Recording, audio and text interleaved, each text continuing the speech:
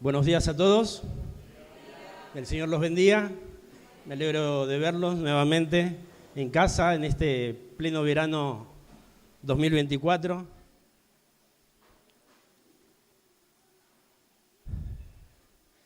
El desafío de este año nos habla de ejercitar la fe y no tenerla guardada para ocasiones especiales, sino vivirla cada día.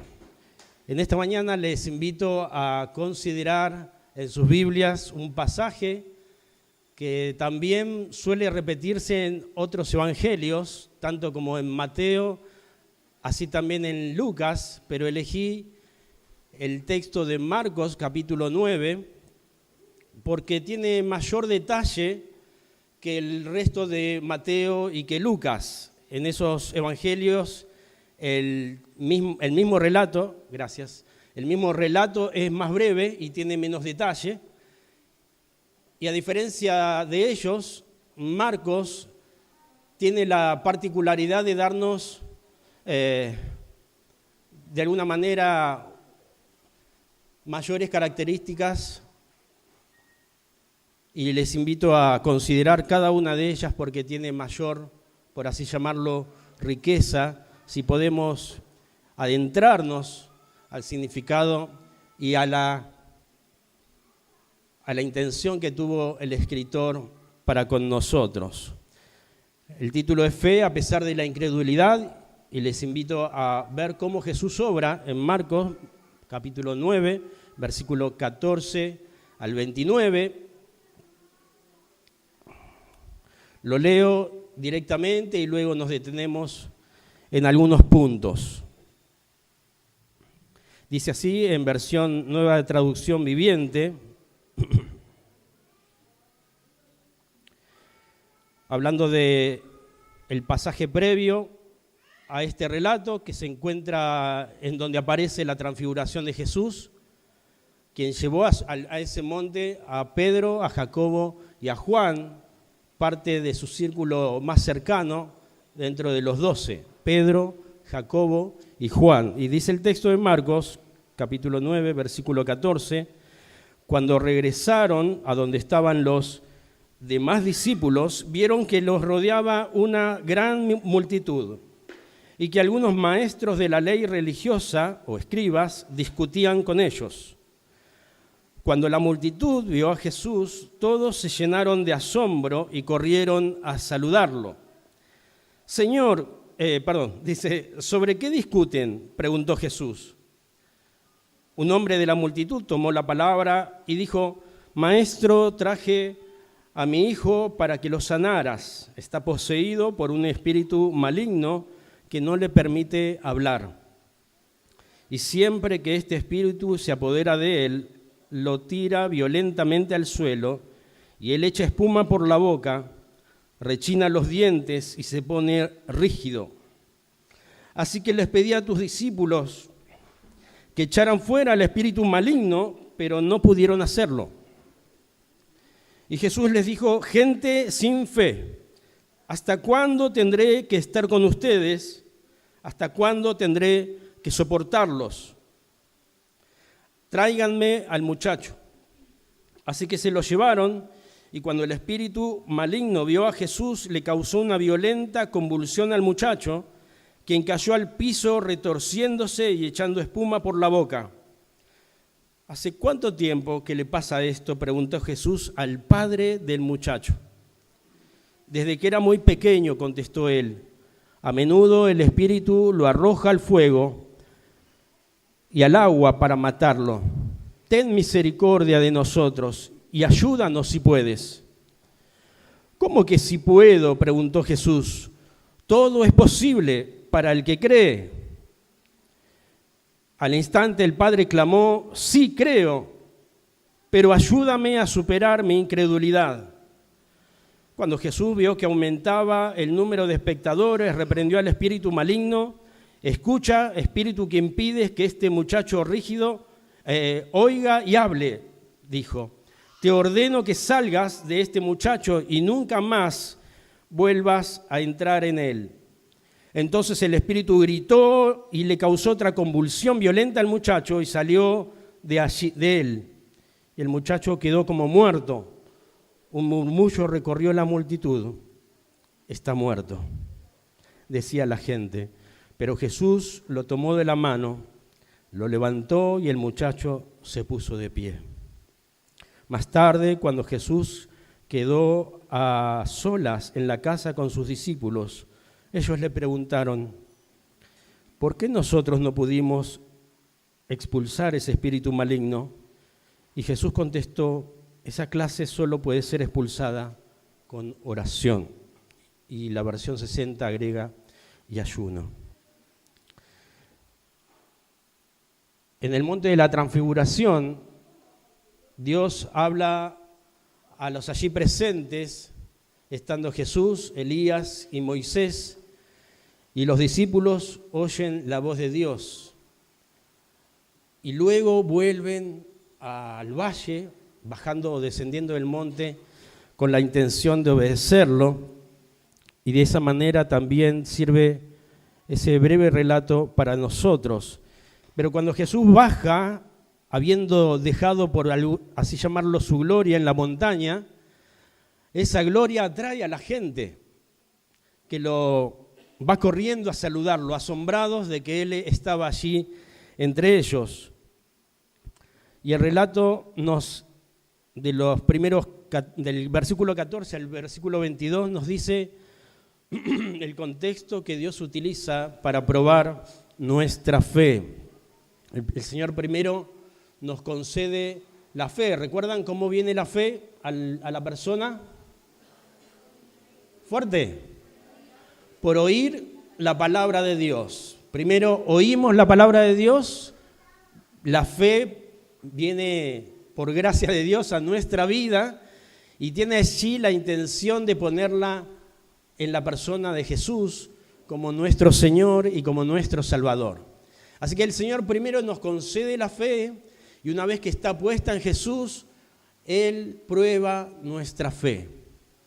El Señor la prueba a través de distintas circunstancias y no solamente de la manera en que uno espera que así suceda. El Señor la prueba a través de la enfermedad y de la sanidad. El Señor la prueba a través de tener trabajo y de quedarte sin trabajo. A través de tiempos de holgura económica y a través de momentos en que no nos alcanza. El Señor utiliza la distancia, la soledad, el dolor. El Señor utiliza todo tipo de circunstancias. Cuando estás en paz y tranquilo y cuando estás enojado y que no se acerquen a hablarte. ¿Te pasó alguna vez eso? El Señor nos utiliza todo tipo de circunstancias y la utiliza con el propósito, otra vez, de probar nuestra fe. ¿Y qué tanto está lleno nuestro corazón de su presencia y de fe, de creer, de confiar, como decían las canciones que cantábamos hace minutos, o de incredulidad, de dudas y de temores? Pensando más en las circunstancias que en nuestro Señor. El texto también nos habla que Jesús tuvo compasión al ver y al oír el relato de ese padre, que si bien Él no le preguntó al padre, sino que preguntó a la multitud, en lugar de salir uno de los discípulos y decir, no pudimos, casi avergonzados, para que no se entere el maestro lo que no sucedió, el mismo padre, desesperado, casi sin otra salida, se acerca y le cuenta a Jesús su situación. Y es interesante cómo en la compasión de Jesús por ese padre y ese muchacho, también se vincula la soberanía de Jesús. De que si bien Él podía haber hecho el milagro sin necesidad de diálogo alguno, Él se muestra interesado, se muestra misericordioso, compasivo interesado en la persona que necesita, que sufre, que se duele, que no tiene esperanza. De alguna manera veo en estos versículos cómo es un Señor para nuestros días, un Señor como un capellán. Es decir, que no solamente va a ver el caso o de la persona que necesita o que está con dolor o en duelo o con alguna necesidad, sino que o en la cárcel o debajo del monte o en el hospital, el Señor muestra un ejemplo de cómo dialogar con las personas que sufren y que tienen distintos dolores. Soberanía en qué hablaban, sabiendo que Él todo lo conoce. Soberanía en el tiempo que Él se pregunta hasta cuándo soportará a sus discípulos, sabiendo que Él lo conoce. Soberanía para conocer desde cuándo sucedía esto. Y relata el Padre que hay desde niño hasta ser un muchacho, quizás adolescente, muchos años esperando una salida, una respuesta que no llegaba. Y que si bien Él había ido a llevarlo a Jesús, los discípulos lo atendieron como probablemente sus secretarios, deje que esto nos encargamos nosotros. Habrá dicho más de uno, ni Pedro, ni Jacobo, ni Juan, ¿no? Como exceptuándolos, ¿no? Pero los demás casi como que si el Señor nos dio autoridad y poder para expulsar demonios, tomar algo venenoso y que no nos haga daño, esto lo puedo hacer. Habrá dicho más de uno. Y el Señor nos invita a abrir nuestro corazón cuando estamos a solas con Él. Nos invita a contarle con honestidad y franqueza qué necesitamos.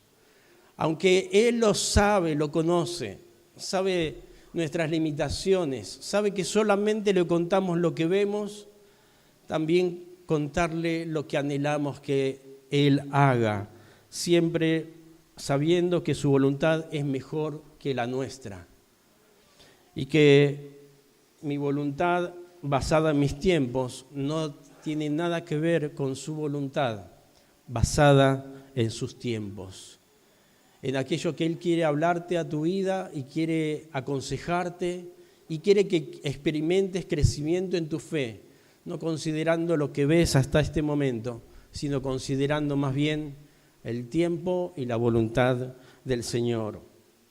Para los discípulos, Jesús no reacciona indiferente a la incredulidad. Dice el texto, versículo allí 19, Jesús les dijo, gente sin fe, ¿hasta cuándo he de estar o tendré que estar con ustedes? ¿Hasta cuándo tendré que soportarlos? El Señor no reacciona indiferente, Él no tolera nuestra incredulidad, Él no tolera nuestras dudas, Él rechaza cuando somos dubitativos, cuando oramos para que salga en la petición de nuestros labios, pero en nuestro corazón diríamos, aunque me parece que con esto no vas a poder, es demasiado milagro para verlo. Y de alguna manera necesitamos pensar en el Señor como un Dios que todo lo puede y unos discípulos, vos y yo, en que todo es posible si creemos, si damos lugar a la confianza en el Señor y dejamos atrás las dudas, los temores y el no saber si el Señor podrá hacer algo con esa petición. De alguna manera nosotros mismos debemos cambiar nuestros hábitos en este año y dejar atrás peticiones de dudas, peticiones que no te convencen ni a vos mismo, ni a vos misma. Aquellas cosas que le pedimos o que incluso ya hemos dejado de pedir porque no vemos respuesta a nuestras oraciones.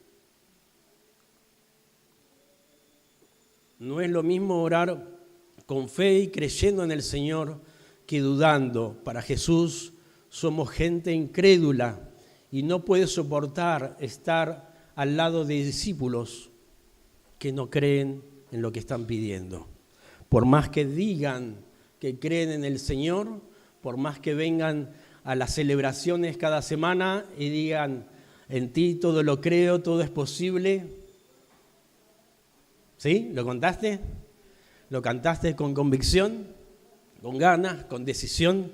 Esa es la meta que el Señor quiere para nuestra vida y para aquellas cosas que necesitamos aprender a dejar atrás como parte de nuestra vieja vida, creer sin fe y a tomar para nuestra nueva vida en Cristo, a orar con fe, creyendo que lo recibiré. En segundo lugar, el texto nos habla de la naturaleza de la fe, versículos 23 y 24, nos enseña el texto a que la fe depende del que cree en Dios o de aquel que lo acerca a Jesús.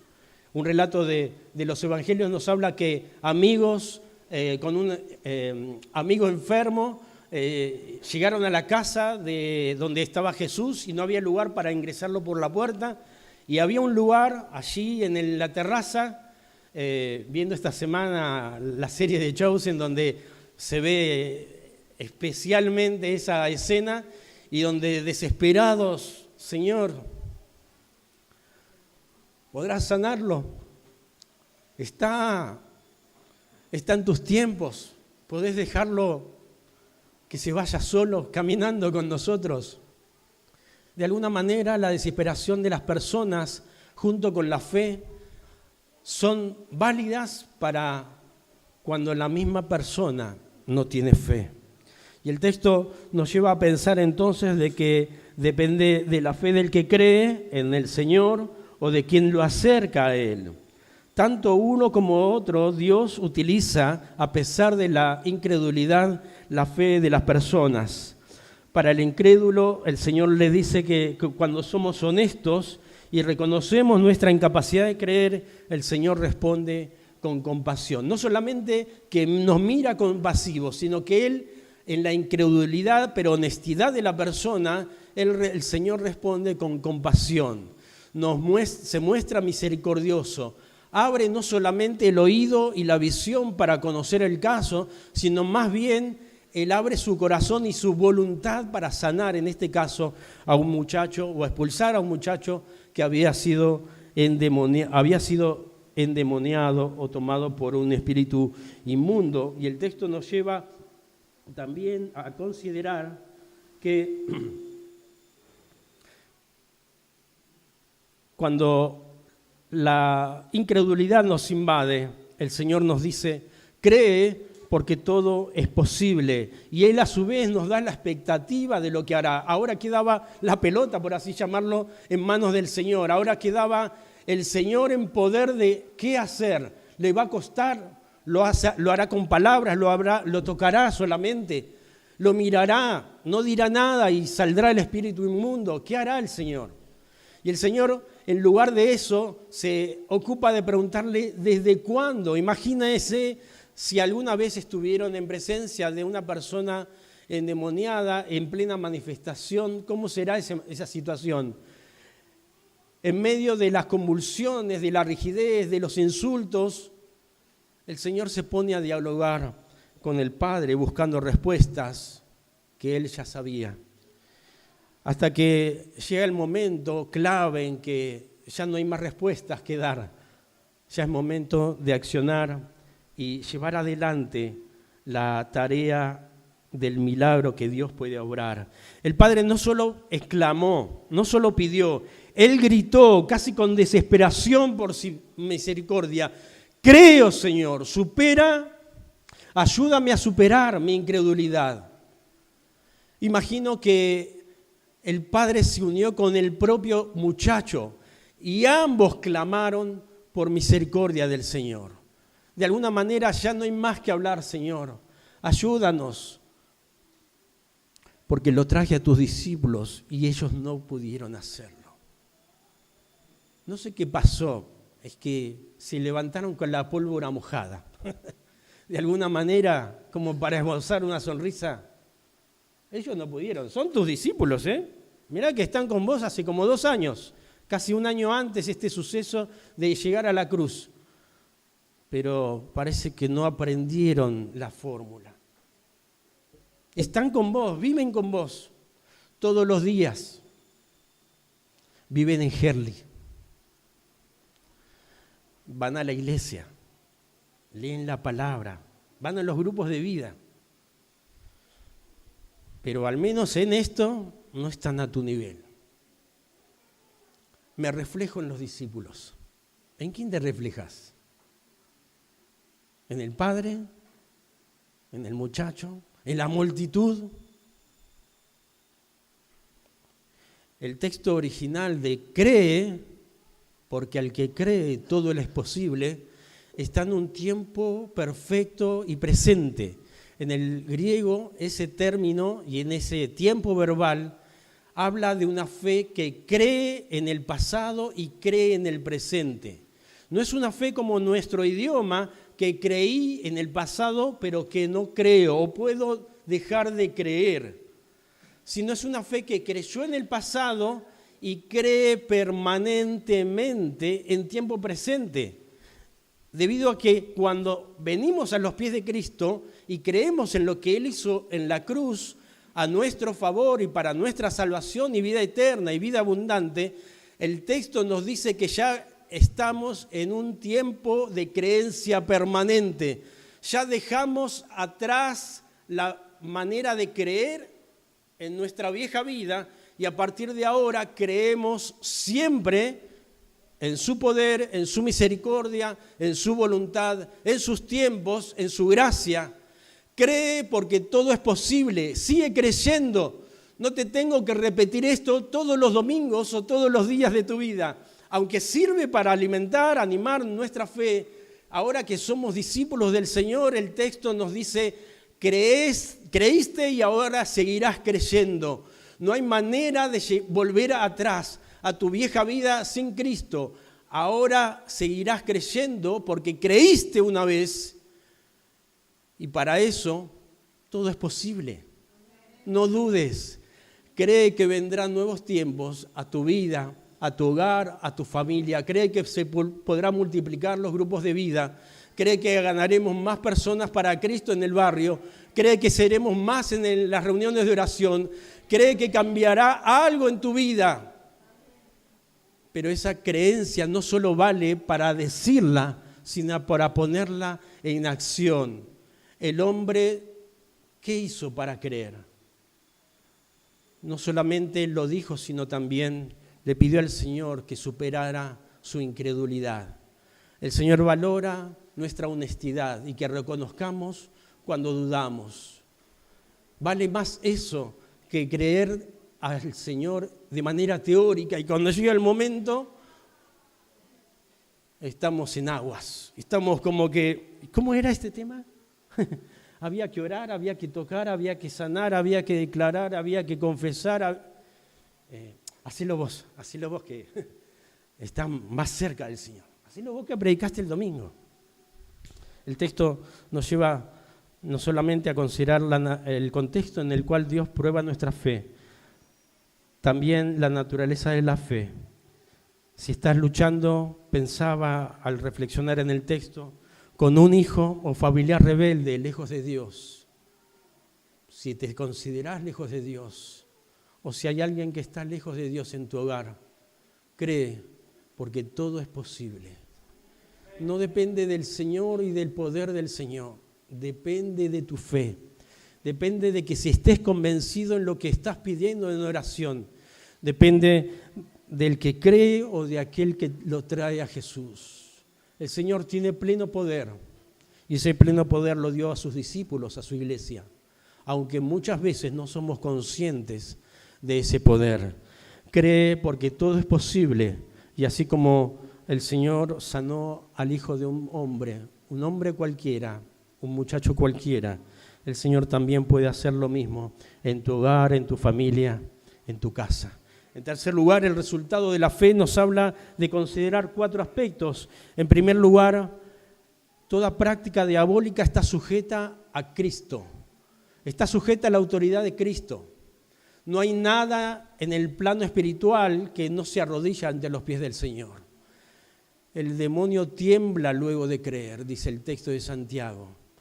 Y de alguna manera nos lleva a pensar en cómo consideramos nuestra vida en el Señor.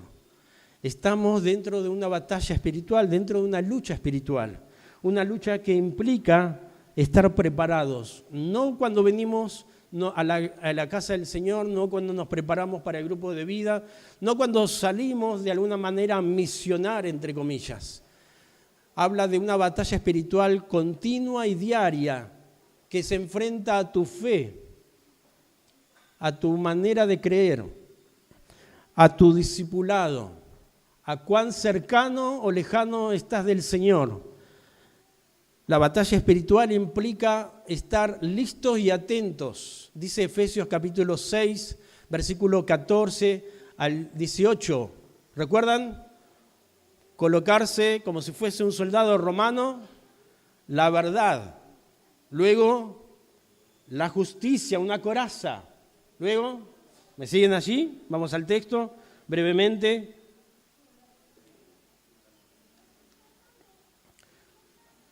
Efesios capítulo 6, versículo 14, dice: pónganse todas las piezas de la armadura de Dios para poder resistir al enemigo en el tiempo del mal. Así, después de la batalla, todavía seguirán de pie, firmes. Defiendan su posición poniéndose el cinturón de la verdad y la coraza de la justicia de Dios.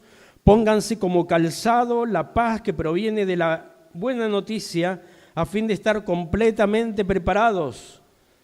Además de todo eso, levanten el escudo de la fe para detener las flechas encendidas del diablo.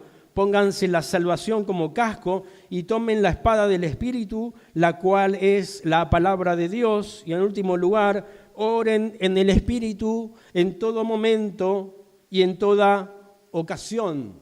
Amén.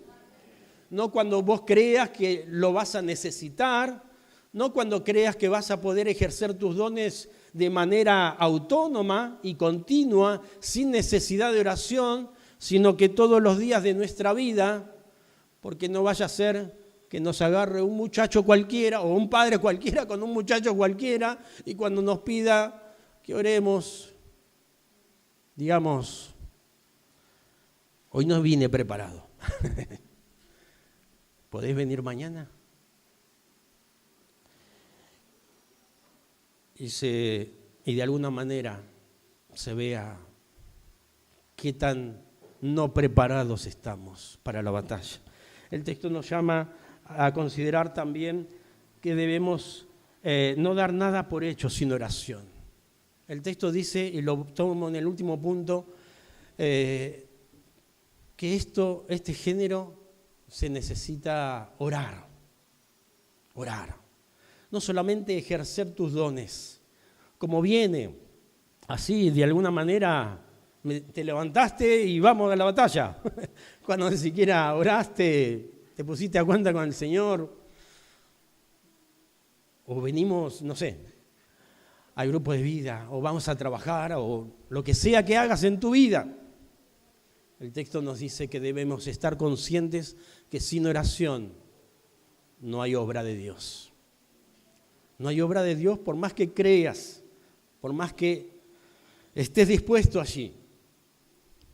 No solamente, o no es suficiente, mejor dicho, la fe, es necesaria también la oración, que vuelvo a tomar allí en el último punto. Y también nos habla el texto que Jesús levanta al caído y endereza el camino, al que está influenciado por las artimañas del diablo. ¿Conoces a alguien así? ¿Conoces a alguien que pueda dedicarse a consumir o a tener ciertas adicciones? ¿Conoces a alguien que pueda dejar a un lado su fe y volcarse casi sin control a distintas prácticas que no conducen, que no son dominadas por el Señor? No solamente las drogas son armas del enemigo. El alcohol, el tabaco, son cosas que Dios detesta y rechaza. Se los dice alguien que perdió a sus dos primos o a dos de sus primos por causa de la droga cuando eran jóvenes, un par de mellizos.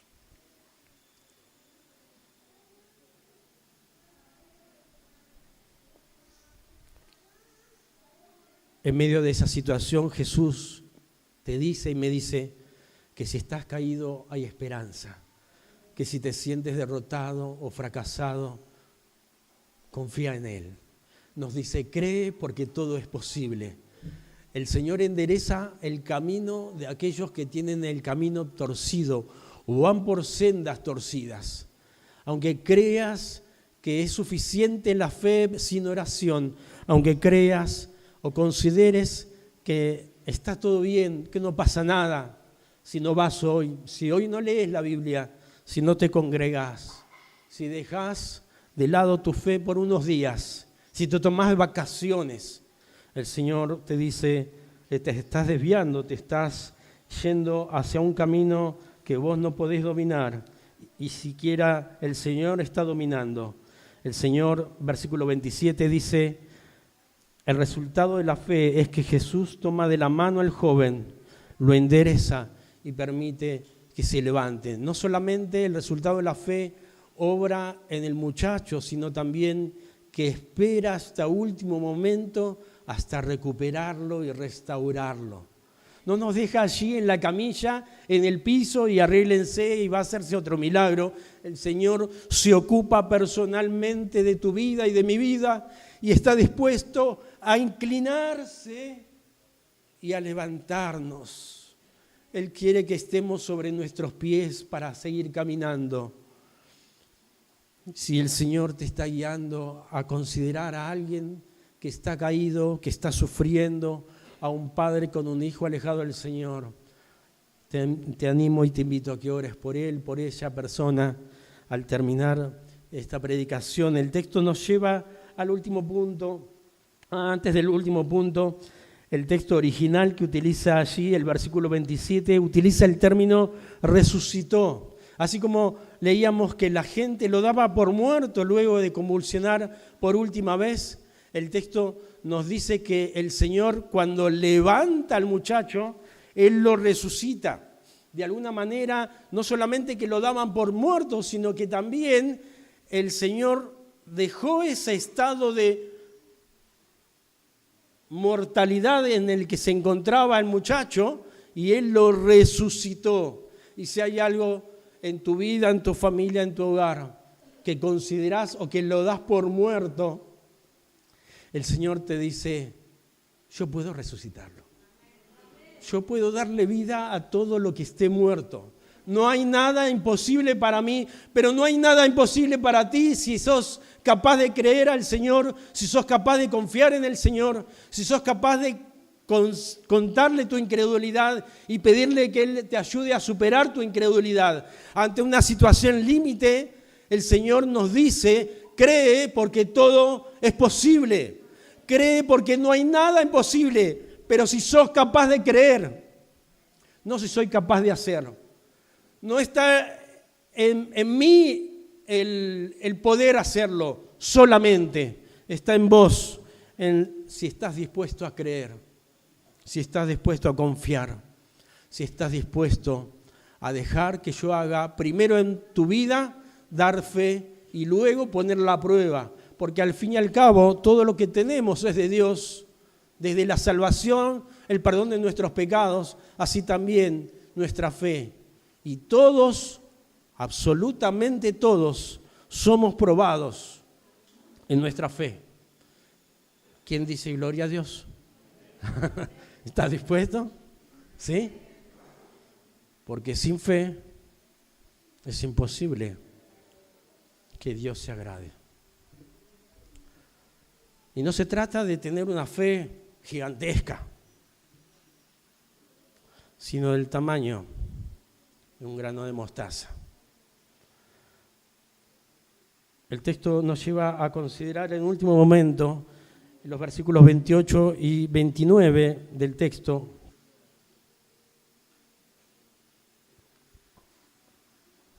Así como la falta de fe del discípulo frena la obra de Dios, así también la falta de oración impide ver la obra de Dios. Versículo 19, en la exclamación del Señor: oh gente sin fe, ¿hasta cuándo he de estar con ustedes? O gente incrédula, o generación incrédula, en otras versiones. El Señor ya daba por hecho de que si estabas con Jesús, vivías con Jesús, orabas en el nombre de Jesús, confiabas en el nombre del Señor, eras discipulado, eras colaborador, o sos facilitador, o servís en algún ministerio, o ayer te convertiste al Señor, ya tienes fe, aunque sea la mitad de un grano de mostaza. Y Pablo le diría: no, todavía no. ¿Cuál es el tamaño? ¿Cuál es tu grano de mostaza, por así llamarlo? La falta de fe impide que el Señor obre, pero también la falta de oración y en ayuno. No dice el texto que no tengamos fe y que no accionemos. El texto nos dice que necesito fe y necesito oración. Apartarme a solas con el Señor. Dice el texto allí en Mateo capítulo 6, te invito a buscarlo allí en tu Biblia o en tu celular, Mateo capítulo 6, versículo 6 al 18, que Jesús dice: ustedes orarán así, y da un modelo de cómo orar, de invocar al Padre que está en los cielos, santificarlo, de rogar por su voluntad tanto en el cielo como aquí en la tierra. Gracias a las hermanas que incluyeron esa oración en una de las canciones, sea tu voluntad en mí. Lo cantaste allí con convicción, porque el Señor no responderá tu oración, querido hermano, querida hermana, si no está dentro de su voluntad. Amén. Amén. ¿Entiendes eso? Si el Señor dice tu voluntad es menos que un grano de mostaza, no, prefiero la mía.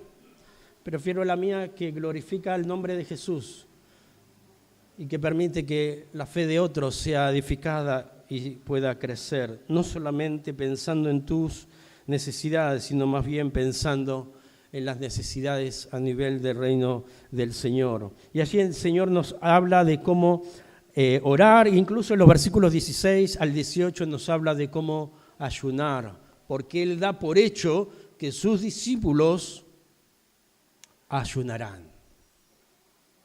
Y si no lo has hecho hasta ahora, no se trata solo de abstenerse de alimento, sino más bien de comer el alimento de la palabra de Dios. De manera exclusiva, mientras nos abstenemos de alimentos materiales, nos alimentamos en oración de alimento espiritual con el propósito, diría Isaías 58, de servir a otros. No sirve el ayuno cristiano para satisfacer tu necesidad o pedir para que el Señor escuche más tu oración que el que no ayuna, sino el texto de Isaías 58 dice: no es más bien liberar las cargas del que lo tiene, que el quitar las cadenas del que está encarcelado, el de dar tu pan al hambriento y de satisfacer las necesidades del que sufre o del afligido. El ayuno cristiano, o que el Señor enseña, o que la Biblia enseña, nos lleva a considerar no solamente tu condición, sino más bien que veas o que veamos las necesidades del otro y que no nos guardemos la fe para momentos especiales o para orar por nuestras necesidades, sino para satisfacer las ajenas. Aunque nunca te den las gracias.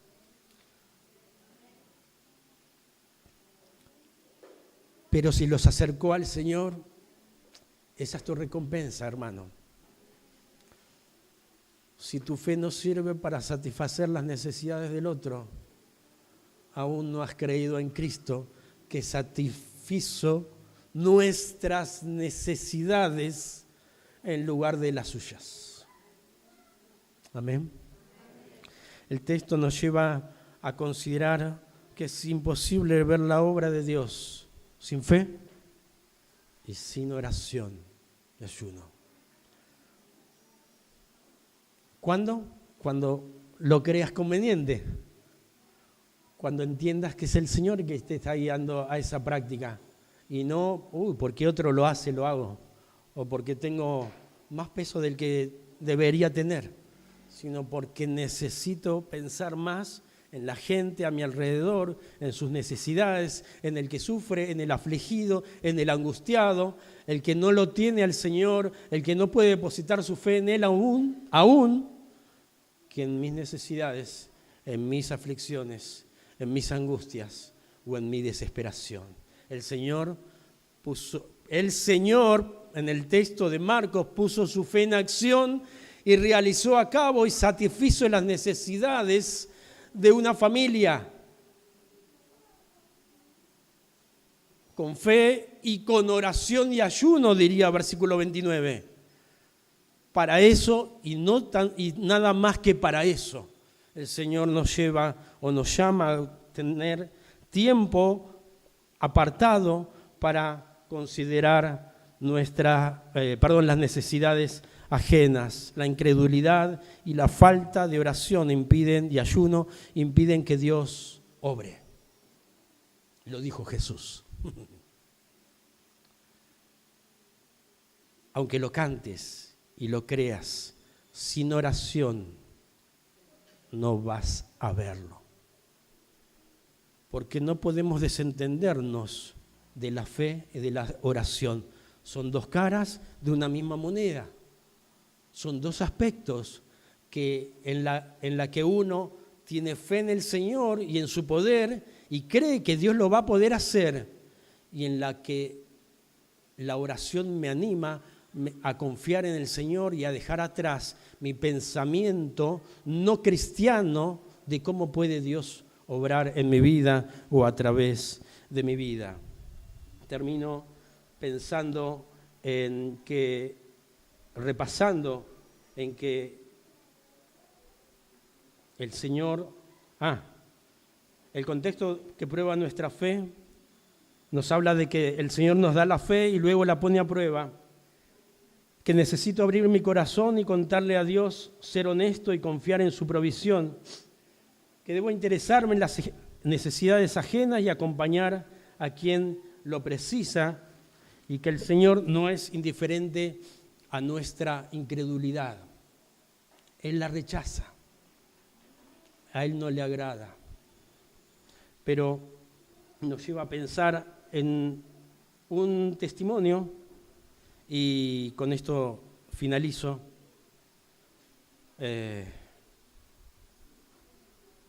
Lo conté el día martes a nuestro grupo de vida 8, 2 y 16, porque ya somos de todo un poco ahí, una mezcla.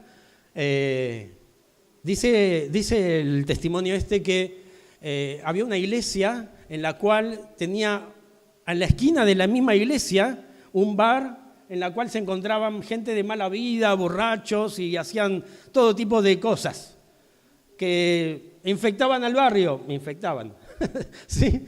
Y que molestaba a la iglesia. Música alta, borracho, de todo un poco. Y el pastor llama a la iglesia y los anima: hermanos, tenemos que orar para que Dios destruya ese bar. ¿Amén? ¡Amén! Y estaban todos ahí en campaña de oración para que Dios destruyera o cambiara ese lugar. A la semana, tormenta, truenos, rayos, ¡pum!, sobre el bar, se incendió y no quedó nada del bar. El dueño del bar, al enterarse que la iglesia había hecho campaña para que el bar se destruyera, ¿qué les hizo? Un juicio. Y el juez escuchó las dos defensas, o una acusatoria y una defensa. La acusatoria dice: quiero que condene a esta iglesia porque se puso en campaña y oró para que mi bar se destruyera. ¿Y qué pasó? Se destruyó el bar. Y el pastor dice: no, de ninguna manera. Yo invité a la iglesia a que orara, pero yo no esperaba que eso sucediera. Y el juez dice: no puede ser lo que estoy oyendo. Me encuentro con un ateo que cree en el poder de la oración y con un pastor que no cree lo que está orando. ¿Eres el ateo que cree en el poder de la oración, en la naturaleza de la fe, en el resultado de la fe y en el impedimento de la fe? Si hay algo muerto, cree. Si hay algo que necesita ser resucitado, cree. Si hay algo o un familiar que está lejos del Señor, cree. Si hay algo que no ves, como decían las hermanas en el momento de oración previo al mensaje, pero crees que sucederá porque el Señor lo dispone así, te animo a que confíes, que creas, que ores, que ayunes y que confíes en el Señor Todopoderoso, Señor creador del cielo y la tierra y de todo lo que hay en ellos, porque para Él ya existe, ya ha sido creado, ya ha sido resucitado, ya tiene vida, y que solamente falta que el que pida, pida con fe y crea en convicción de que el Señor galardona a los que lo buscan. Te invito a cerrar tus ojos.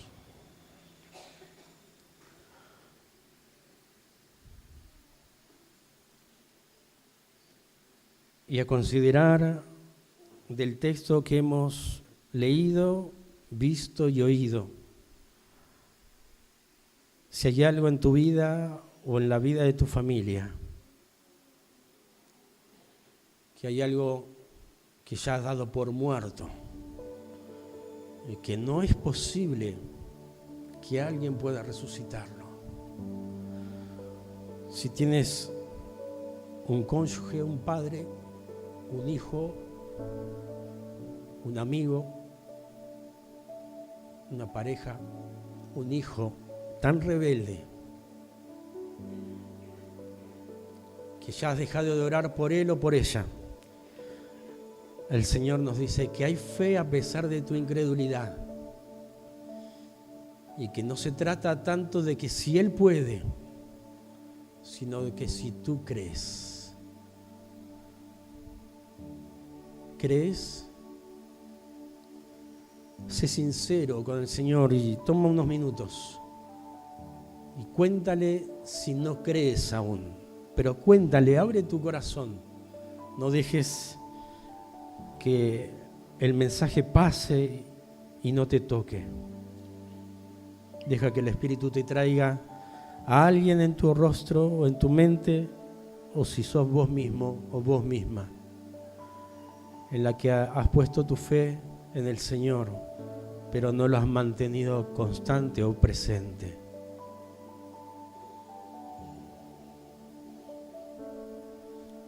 Si en algo el Señor te está guiando, te invito a que tomes una decisión allí en tu lugar, sin levantar tu mano y sin ponerte de pie. El Señor conoce nuestro corazón.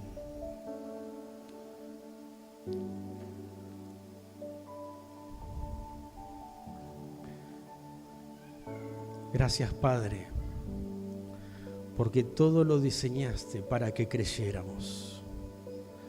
Te dignaste a inclinarte y hacerte hombre. Y luego de hacerte hombre te hiciste siervo. Y nos reemplazaste en la cruz para tomar nuestro lugar. Gracias porque satisfaciste nuestra necesidad de un Salvador y de un Señor, para que también podamos caminar detrás de tus pisadas. Al considerar tu palabra, te rogamos que tengas misericordia de nuestra incredulidad y nos ayudes a superarla. De tal manera de poder creer cada vez que oremos, cada vez que invoquemos tu nombre, cada vez que nos encontremos ante una situación límite en la cual demande nuestra fe ser probada. Señor, tú nos das oportunidades para creer, para confiar, para descansar, para reposar. Gracias. Pruébanos, Señor.